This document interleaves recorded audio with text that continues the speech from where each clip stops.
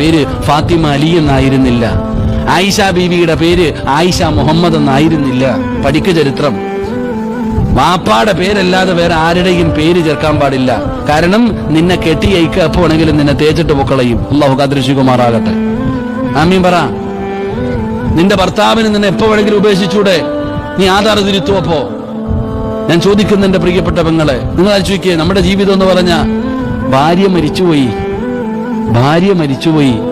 3 കഴിഞ്ഞു, 7 കഴിഞ്ഞു, 11 കഴിഞ്ഞു.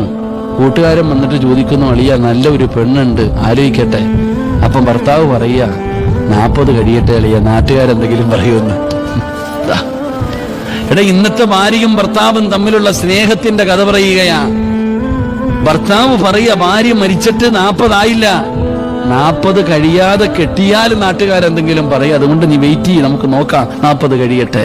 അല്ലാഹു ഈമാൻ നൽകുമാറാകട്ടെ.